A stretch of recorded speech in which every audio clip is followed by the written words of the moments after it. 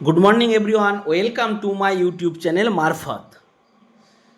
आज हम PRAN number आने के बाद बीपीएससी टीआरई 3 प्रान नंबर आने के बाद क्या करना पड़ेगा, इसका डिटेल्स हम आप लोगों को बताने वाले हैं। आप सभी को पता है, मेरा चैनल में भी हम दे चुके थे कि प्रान नंबर कैसे जनरेट करना पड़ेगा या फॉर्म फिलअप कैसे करना, सैलरी कैसे आएगा। तो आज हम एचआरएमएस फॉर्म कैसे भरेंगे और प्रान नंबर आने के बाद क्या करना पड़ेगा, इसका डिटेल्स हम बताएंगे। तो इसके पहले जो नया है वो हम मेरा चैनल को ज़रूर सब्सक्राइब कर दीजिए कि आगे भी इस तरह का टीआरई 3 या टीआरई 4 सबका हम डिटेल्स हम बताने वाले हैं। क्या करना है क्या नहीं करना है, इसका डिटेल्स हम बताने वाले हैं। तो खबर के मुताबिक हमको पता चला कि बहुत सारे ज़िला का प्रान नंबर आ गया है, किसी का नहीं आया है। और कल से स्कूल खुल रहा है, तो स्कूल खोलने के बाद ही ये काम आपको पहले कर लेना है। जिसका प्रान नंबर आ गया है वही आदमी करेगा, जिसका नहीं आएगा वो अभी इंतजार करेगा। और जिसका कैंसिल हो गया है, मैसेज के माध्यम से आपको पता चलेगा कि आपको कैंसिल हो गया है, तो फिर आपको प्रान नंबर जनरेट करना पड़ेगा, फिर फॉर्म फिलअप करना पड़ेगा। तो चलिए शुरू करते हैं। तो आपको जिसका प्रान नंबर आ गया है वो उसको H R M S form क्या है, एच का फॉर्म क्या है, ह्यूमन रिसोर्स मैनेजमेंट सिस्टम। जो गवर्नमेंट जॉब करता है, सरकारी नौकरी करता है, उसको ये फॉर्म भरना जरूरी है। ये डाटा सरकार के पास रहेगा। इस एच फॉर्म भरने के बाद आपका एच में आपका एक तो आईडी खुल जाएगा। उसी से आप आपका पे स्लिप डाउनलोड कर सकते हैं। साल भर आपको कितना अमाउंट आया है, एरिया वगैरह डिटेल्स आप चेक कर सकते हैं। बहुत सारे चीज़ वहाँ पे आप डाउनलोड भी कर सकते हैं। लोन लेना है तो एच से आपको पे स्लिप 3 महीने का डाउनलोड कर लीजिए, तो सब कुछ वहाँ से एच से हो सकता है। और ये करना जरूरी है, किसको सैलरी शुरू होने के बाद इसका भी सैलरी से ही मतलब है। तो चलिए एच फॉर्म कैसे फिलअप कीजिएगा। ये एक पति का ही फॉर्म है, ज़्यादा दिक्कत नहीं है। तो कैसे फॉर्म फिलअप कीजिएगा ये हम डिटेल्स आपको बता देते हैं। शुरू में देखिए प्रेफिक्स लिखा है। प्रेफिक्स में क्या करना है, आपको मिस्टर मिसेस ये सब लिख देना है। मिस्टर जैसे मिस्टर और मिसेस MRS ऐसे लिख देना है। उसके बाद क्या करना है, फर्स्ट नेम मिडिल नेम और लास्ट नेम। इसमें क्या करना है, मान लीजिए किसी का नाम संजय कुमार यादव, तो संजय कुमार मिडिल में कुमार और लास्ट नेम में यादव। अब किसी का मोहम्मद फयाज अहमद, तो फर्स्ट नेम में MD, उसके बाद मिडिल नेम में फयाज, उसके बाद लास्ट नेम में अहमद। तो इस तरह का जिसका फर्स्ट नेम और मिडिल नेम लास्ट नेम है वही करेगा। और जिसका ओनली मिडिल नेम नहीं है तो वो सिर्फ फर्स्ट नेम और लास्ट नेम में करेगा, मिडिल नेम में कुछ नहीं करेगा, क्रॉस कर देगा। उसके बाद जनरल, इसमें मेल फीमेल डाल देना है। उसके बाद डेट ऑफ बर्थ आपका जो आधार कार्ड में है, जो फॉर्म फिलअप के दौरान दिए हैं वो आपको हाइट, इसमें हाइट डाल देना है। मान लीजिए किसी का हाइट 5 फीट 5 इंची, तो 5 फीट 5 इंची इस तरह का डाल देना है। 5 फीट 5 इंची इस तरह का डबल टिक होता है, तो इस तरह का डाल देना है। उसके बाद क्या करना है, उसके बाद यहाँ पे फादर्स नाम लिख देना है, मदर्स नाम लेना, आइडेंटिफिकेशन मार्क्स। इसमें जो form fill up BPSC form fill up के दौरान आपका चिन्हित जो किए हैं, मान लीजिए किसी का मोल है, किसी का कटिंग मार्क्स है, वही आपको यहाँ पे भी डालना है। आइडेंटिफिकेशन मार्क्स वही आपको डालना है। मोल वगैरह ज़्यादातर डाल देना है, मुंह में मोल है, नाक में मोल है, तो यही यहाँ पे डाल देना है। उसके बाद क्या करना है, मैरिटल स्टेटस, यहाँ पे सिंगल और मैरिड ये डाल देना। जो मैरिड है उसका स्पाउस नाम, मान लीजिए महिला नौकरी कर रहा है तो उसका हस्बैंड नाम, और पुरुष नौकरी कर रहा है तो उसका वाइफ नाम यहाँ पे डाल देना है। और जो सिंगल है उसको सिंगल लिख देना है, स्पाउस नाम इसमें डालना नहीं है। उसके बाद डिसेबिलिटी डिटेल्स, यहाँ पे PW जो हैंडीकैप है उसमें येस होगा, तो येस के बाद ज़्यादा कौन तरह का हैंडीकैप है लिखना है। नो है तो इसमें नो में टिक चिन्ह लगा देना है। हो गया यहाँ तक। उसके बाद आ रहा है परमानेंट एड्रेस। परमानेंट एड्रेस में जो आपका परमानेंट है, बिहार के आदिवासी जो नौकरी जहाँ कर रहा है वो नहीं, कॉरस्पॉन्डेंस नहीं, बिहार के हो या बिहार के अदर्स स्टेट हो, सबको परमानेंट एड्रेस जो आधार कार्ड में या वोटर कार्ड में है वही डालना है। परमानेंट एड्रेस यहाँ है, सॉरी, इसमें पहले है पर्सनल डिटेल्स।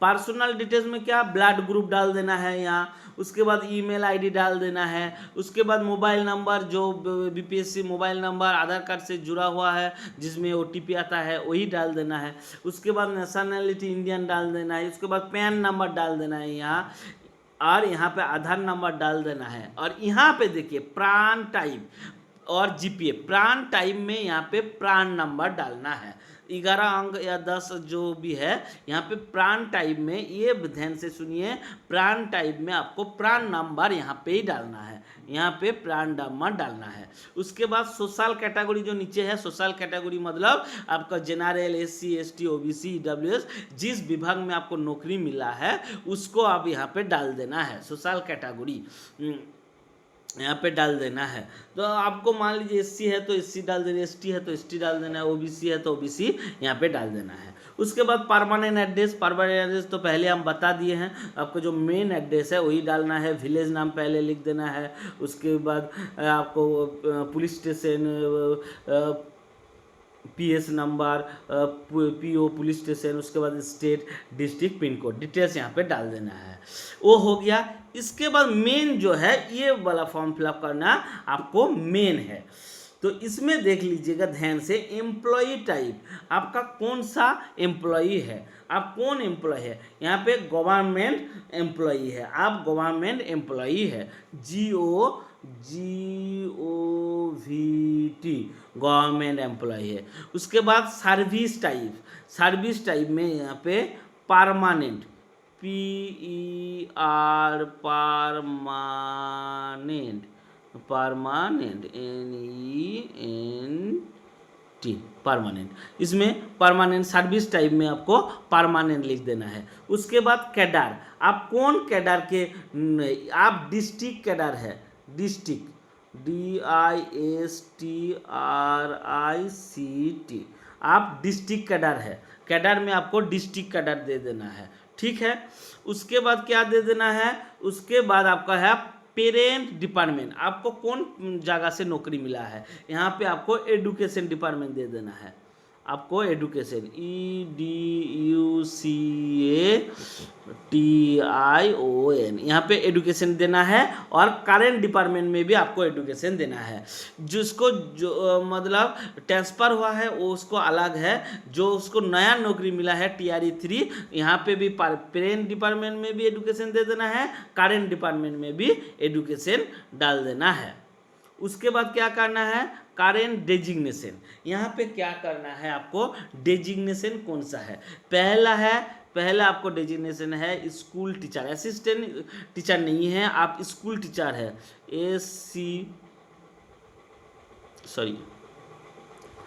आप क्या है, करेंट डेजिग्नेशन है school teacher, SCHOOL school teacher, TEACHER जो है टीचर, स्कूल टीचर डाल देना है। ब्रैकेट में आपको मान लीजिए आप 9-10 के लिए सिलेक्टेड है तो ब्रैकेट में 9-10, 11-12 के लिए सिलेक्ट है 11-12, 1 to 5 के लिए है तो 1 to 5, 6 to 8 के लिए है तो 6 to 8, यहाँ पे ब्रैकेट में स्कूल टीचर के बाद ये डाल देना है। उसके बाद करेंट ऑफिस,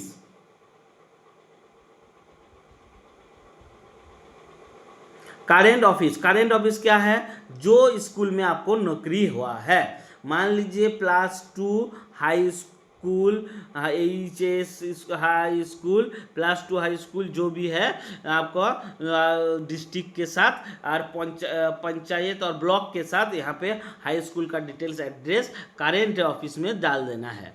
इसके बाद है सोर्स ऑफ रिक्रूटमेंट, बहुत ही इंपॉर्टेंट है, सोर्स ऑफ रिक्रूटमेंट कौन माध्यम से आपका रिक्रूटमेंट हुआ है, BPSC एकदम डायरेक्ट BPSC लिख देना है, डायरेक्ट बीपीएससी लिख देना, क्योंकि बीपीएससी आपको चयन किया है तो बीपीएससी लिख दे, source of recruitment BPSC. Order of issuing authority, order of issuing authority यहाँ पे हो जाएगा डीईओ, मतलब आपको कौन ऑर्डर दिया है चाकरी नौकरी करना है, डीईओ, डीईओ ऑफिस ब्रैकेट में मान लीजिए जिस जिला के लिए आप सिलेक्टेड है, DEO Samastipur, DEO Patna, DEO Nawada, DEO Saran, DEO Kishanganj, DEO Katihar, ये सब डीईओ के साथ order of issuing office authority यहाँ पे डाल देना है। उसके बाद क्या, अपॉइंटमेंट ऑर्डर नंबर, ये बहुत ही इंपॉर्टेंट है। आपका जो अपॉइंटमेंट लेटर है उसमें देखिएगा बड़ा सा लिखा है, पहले डिस्ट्रिक्ट कोड लिखा है, उसके बाद SAM लिखा है, ब्रैकेट स्लैश स्लैश स्लैश देकर, उसके बाद लास्ट में आपका एक तो नंबर भी है और उसके बाद GT देखिएगा, GT ग्रेजुएट टीचर या कोई भी टीचर 9, 10 इस तरह का, उसके बाद नंबर बहुत बड़ा सा एक तो नंबर है जो अपॉइंटमेंट लेटर में है वो यहाँ पे डाल देना है, ठीक है। उसके बाद क्या है, अपॉइंटमेंट ऑर्डर डेट, अपॉइंटमेंट कौन दिन ऑर्डर हुआ है, देखिए दोनों अलग अलग चीज़ें हैं, यहाँ पे ध्यान से देखिएगा। अपॉइंटमेंट ऑर्डर डेट और ज्वाइनिंग एंड टेकन डेट, मतलब दोनों अलग अलग डेट है। अपॉइंटमेंट मान लीजिए जिस दिन आपको अपॉइंटमेंट लेटर मिला है, आप जिस दिन कलेक्ट किए हैं उस दिन नहीं, देखिएगा आपको अपॉइंटमेंट लेटर, आपको 2 प्रति में आपको लेटर मिला है, एक अपॉइंटमेंट लेटर, एक स्कूल ज्वाइनिंग लेटर, एक अपॉइंटमेंट लेटर। तो अपॉइंटमेंट लेटर के ऊपर में जो नंबर है, अपॉइंटमेंट ऑर्डर नंबर और डेट, ये दोनों वहाँ पे लिखा हुआ है, तो इसमें ऑर्डर नंबर लिख देना है और इसमें उसी का डेट लिख देना है। ज़्यादातर हमको लगता है ये 12 में या 9 में या 13 में ऐसे कुछ मिला, नहीं 13 तारीख तो आप लोग कलेक्ट किए थे, तो 11-12 में इसका डेट होगा। और ज्वाइनिंग जो डेट है ये 15/5/2025 हो जाएगा, ज़्यादातर 15 तारीख ज्वाइन किया है, और जो लोग बाद में ज्वाइन किया है उसको ज्वाइनिंग डेट वही है। और ज्वाइनिंग टाइम, यहाँ पे मॉर्निंग आपको ज्वाइनिंग टाइम लिख देना है, क्योंकि उस समय मॉर्निंग में स्कूल हो रहा था, तो आपको अपॉइंटमेंट में जो ज्वाइनिंग लेटर है उसमें टाइमिंग लिखा हुआ है कि नहीं देख लीजिएगा, उसी हिसाब से टाइमिंग डाल दीजिएगा। और टाइम नहीं लिखा हुआ है तो 6:30 बजे से स्कूल चालू हो रहा था उस समय, तो 6:30 बजे 6 AM यहाँ पे डाल देना है, ठीक, 6:30 बजे AM डाल देना है। अब इसके बाद आप एक तो मेरा वाला फॉर्म फिलअप जो हुआ है वो आपको दिखा देते हैं। देखिए यहाँ पे हम फॉर्म फिलअप परमानेंट, देखिए जो आपको गवर्नमेंट टीचर एम्प्लॉय टाइप, देखिए एम्प्लॉय में हम गवर्नमेंट बताए थे, उसमें गवर्नमेंट टीचर दे देना है। देखिए सब कुछ बताए, परमानेंट, डिस्ट्रिक्ट कैडर है, एडुकेशन, पेरेंट डिपार्टमेंट एडुकेशन, और करेंट डिपार्टमेंट भी एडुकेशन ही डाल देना है, ठीक है। उसके बाद देखिए order of issuing DO Samastipur हम डाले थे, तो इसका समस्तीपुर है। इसके बाद इसका नंबर है, ये डिटेल्स आपको फॉर्म फिलअप करके बता दिए हैं।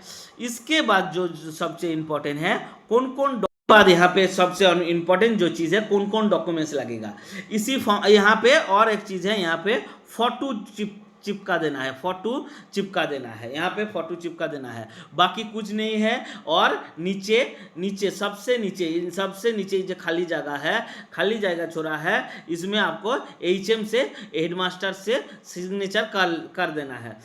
उसके बाद सिग्नेचर हो जाने के बाद आपको कौन कौन सा डॉक्यूमेंट्स लगेगा, आपका पैन का जेरोक्स लगेगा, ध्यान से सुनिए, पैन का जेरोक्स लगेगा।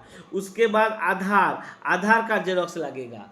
उसके बाद आपका प्राण का तो डिटेल्स कुछ नहीं आएगा, ये आप डाल दे सकते हैं। आपका ईमेल में एक तो प्राण का कार्ड आया है, तो जिसका प्राण नंबर आया है तो कार्ड आया है, उसको प्रिंट करके दे सकते हैं। और उसके साथ बैंक का जो आपका खाता है, बैंक का फ्रंट पेज जो आपका बैंक का अकाउंट नंबर डिटेल्स दिया हुआ है, उसी फॉर्म पे का जेरॉक्स दे देना है और उसके साथ आपका अपॉइंटमेंट ज्वाइनिंग लेटर, दोनों जो ज्वाइनिंग स्कूल में ज्वाइन किए हैं और जो ज्वाइनिंग लेटर मिले हैं, मतलब योगदान पत्र और पदस्थापन पत्र, दोनों के ये 3-4 कॉपी डॉक्यूमेंट के साथ आपको बीआरसी में जमा दे देना है। तो बंधुगण, हमको लगता है आपको इस वीडियो अच्छा लगा, बहुत सारे का इसको ज़रूरत पड़ेगा। तो जो आदमी देख रहा है तो ज़रूर शेयर कर दीजिएगा। अभी कल स्कूल खुलने के बाद इसका बहुत ही इम्पोर्टेंस है। ये फॉर्म आपको गूगल से डाउनलोड भी कर सकते हैं या दूसरे जगह मिल जाता है, तो आपको PDF के तौर पे भी मिल जाता है। हमको भी बोलिएगा, हम भी आपको सेंड कर सकते हैं।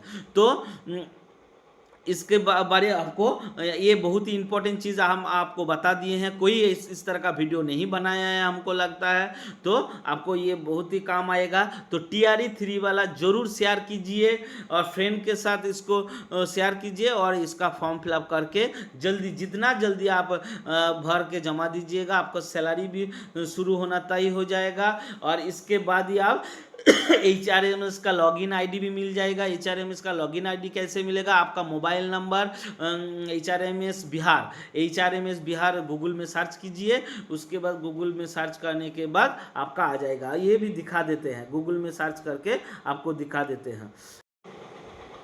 देखिए यहाँ पे HRMS, ये देखिए HRMS बिहार, मेरा नेट चालू नहीं हुआ इसीलिए देख रहे हैं HRMS बिहार आ गया। देखिए HRMS बिहार यहाँ पे ये खुल जाएगा। यहाँ पे देखिए, यहाँ पे यूज़र नेम, एक तो नंबर आपको बाय OTP के माध्यम से भी कर सकते हैं, पासवर्ड, और ये इसमें ये डाल के आप लॉगिन करके वहाँ पे पहुँच सकते हैं। ठीक है, तो बाद में इसका फॉर्म फिलअप करके आपको लॉगिन आईडी मिल जाएगा। वहाँ से आपको सैलरी जब शुरू हो जाएगा तब आपका डिटेल सैलरी कब आया है, डिटेल्स आप यहाँ इसके माध्यम से आप देख सकते हैं। तो फ्रेंड्स, धन्यवाद आप सभी को। इस वीडियो, इस इंफॉर्मेशन ज़रूरत पड़ेगा TRE 3 वाले को, तो ज़रूर शेयर कीजिए, लाइक कीजिए और कमेंट कीजिए। कोई भी ज़रूरत है तो हमको मैसेज भी कीजिए, कमेंट कीजिए, तो हम डिटेल्स आपको बताएंगे या डिटेल्स आपसे हेल्प करेंगे। धन्यवाद, ऑल द बेस्ट। मेरा चैनल को ज़रूर सब्सक्राइब कीजिए ताकि और भी आगे कोई भी ज़रूरत हो तो हम वीडियो बना के आपको दे सकेंगे और आप देख सकेंगे। इस तरह का बहुत सारे नौकरी का वीडियो हम बनाते हैं। धन्यवाद, ऑल द बेस्ट।